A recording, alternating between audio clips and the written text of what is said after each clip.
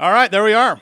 In the nick of time, we've made it again for yet another edition of the Bako Motorsports Power Hour, brought to you by Budweiser and Sign Factory. By the way, we got the new B Varsity shirts from Sign Factory in. They're fantastic. All I have to do is get Griffith's fire suit, and we'll get you over there ready to go. Sounds good to me. Is your microphone even on? No, it's not even working. Okay, there you go. But that's no surprise. There you go. Also brought to you by the Bakersfield, California. Believe it or not, show number 27 today. And we were just talking beforehand about an ambitious schedule for 2015. And this show has been fantastic. We had a great time with this. Don't forget to follow us on Facebook, Bako Motorsports Power Hour. Griff, you posted some stuff out there on Saturday. You were out at the Bakersfield Speedway. Out at Bakersfield Speedway. Kind of a nice tribute by the Childers family. They lost their grandmother.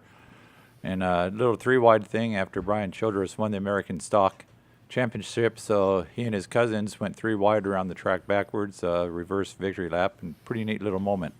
Well, a very good moment. We'll get to that a little bit, too, in the Bakersfield Speedway section. But let me introduce our esteemed panel here. Blake Bowser from Auto Club Famosa Raceway. And we have Scott Schweitzer from Bakersfield Speedway. And then Kern County Raceway Park, none other than Stephen Blakesley. And what's going on back here? What happened over here? What's this? So what's going on? It smells delicious back here. Our guest brought some props. Some props. I mean, he brought something beautiful. I mean, look at this thing. And they're for sale. I'm like, ready to eat. That is beautiful. Those are peaches, right? yes. Okay, so nice. Griffith, you're excited about this because you get to have you like peach pie, right? Oh, yeah, those are very good. Those are for just putting up and eating. Nice, right. All right, Mike Griffith over there in the corner. Jeff Gordon wins in Dover, and the chase is now down to 12. Is the race over? It's I'm over. sorry. I'm That's sorry. right. Was there a pass for the lead? I don't think so. No, it was just Kevin Harvick was in the lead for 220 laps, something like that, and then his luck is just poor.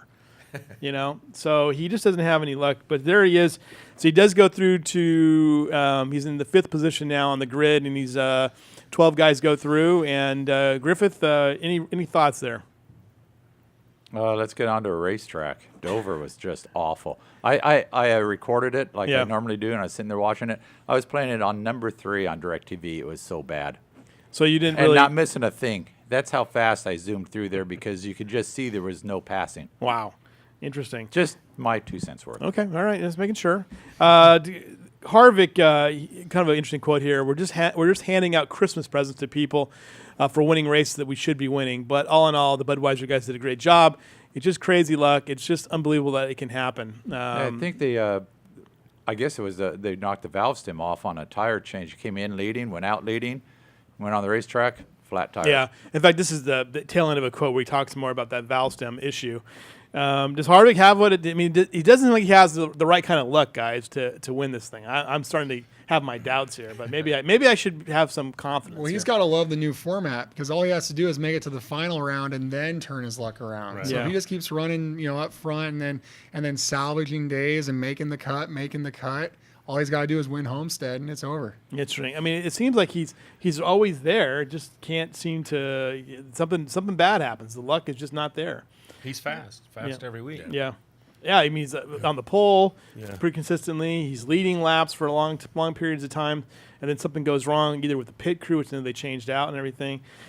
One other quick thing before we get to the rest of the NASCAR part, but Tony Stewart, made some comments finally about what's going on. Griffith, what's your take on what Tony Stewart said? Obviously, I want to say not necessarily exonerated, but they're not going to file charges against him. No, and I think it was pretty heartfelt. I mean, he's a new norm, as he said. It's never going to be normal again. That's a tough deal. Mm-hmm. I mean, it's a tough deal for both sides in this. A young guy lost his life, and Tony has to live with this the rest of his life. And obviously, he's not back to, quote, normal, and he may never be back to where he was before then. And obviously, the family's still unhappy about the situation. I mean, this is something that is difficult for everybody involved, too. And it's difficult for the sport of sprint cars, too. I mean, because there was another driver that was killed, I think it was in Michigan earlier this month, on a sprint car track.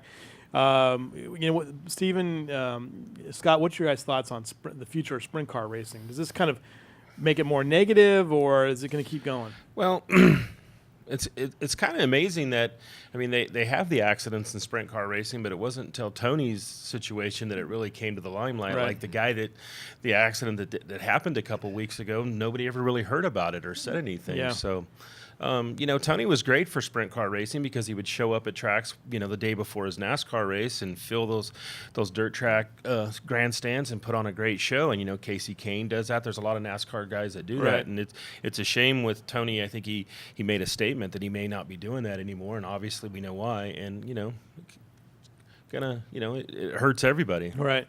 And why is it that these NASCAR guys, I mean, big show drivers, basically, what is the need for them to get into the sprint cars? I mean, is it just the thrill of it? I think it's fun for them. Yeah. Well, I mean, think about when you're playing, like, if you're a basketball player, you can go outside and shoot hoops. Mm-hmm. The only equivalent they have to doing that is climbing into a sprint car or a late model on a Wednesday night or something. They can't just go down to the local country club and play around. You know, they have to be in a competition in a race car. Some of them, like Dale Jr., he has a little backyard go-kart track, but ultimately the only way you're going to just to play race, you have to be in a real race in a real race car. Right. It's an interesting situation because obviously Tony Stewart loves racing. He owns tracks. He owns teams and loves the sport intensely. And to see him step away from that part, it's going to be probably huge disappointing to fans of the sport. All right, well, back to Harvick. He finished 13th at Dover. He advances to the next round. Casey Mears, if I can get this thing to move. Chris might have to move it for me. There he goes. Couple laps down like everybody else. 27th at Dover. And there you go. So it didn't connect. So you go ahead. Can you have someone move that over for me, please? Keeping on Nationwide Tour while we get the slides fixed here. The Nationwide Tour. Oh, here's the schedule. There it goes. There we go. We got it now, Chris. Nationwide update. Let me go back to the schedule here. So we're at Kansas City, Kansas for the Hollywood Casino 400. Griff, will you be awake for that race? I'll record it and I'll watch it. Okay. And then you have the real monkey wrench in this whole next set is Talladega on the 19th. That's why I think you're going to see some boys want to win on the 15th and 11th because 90% of what might happen at Talladega is out of the driver's hands. And it's not good. Yeah. Generally not Usually. good. Ryan Reed finished 24th place at Dover. Some local news now. This Blaine Perkins kid might be pretty good, huh? Yeah, hey, another kid we've had on the show, and look at him in Victory Lane. 14 years old, winning a late model race. I had a tweet earlier this week. If you add it up with Racing Vernon, Buddy Shepard, Blaine Perkins, Brandon Weaver, and of course Ethan Dotson, I think our odds are getting pretty good that we've got another Harvick in the wings if just one of these five can break through and make it, and they've all got some good backing behind them to go at least to maybe like the West Series or something. And Griff, I have a feeling we've got something on the way. Yeah, there's some young talent here. It's back like it was years ago where you started having some drivers coming up through the ranks. Perkins, this is in Irwindale, right? This is what he won. He won this. It was like the youngest driver to win at Irwindale. Yeah, 14 years old to get a late model victory, and like Brandon Weaver this weekend will probably claim the Legends Championship at Kern. So, and like I said, Ethan Dotson, Sky, there's another one that I think you can probably file him in the same category, and ultimately he'll probably have to get on pavement at some point, but he's enjoying the dirt. Yeah, it's an interesting time for these guys right now. Right now, we have a lot of young talent.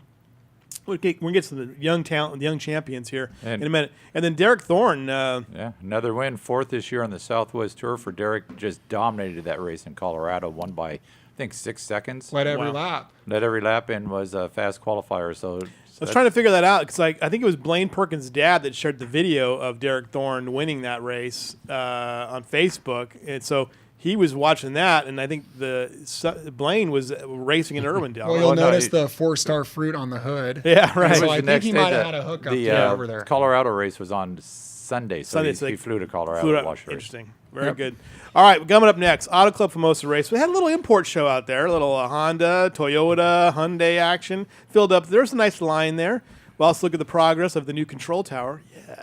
Yes. I can already see where the first live shot of 2015 will be for the March meet. Good stuff. And then we'll get Bakersfield Speedway and Kern County Raceway in the next segments here on the Bako Motorsports Power Hour, brought to you by Budweiser.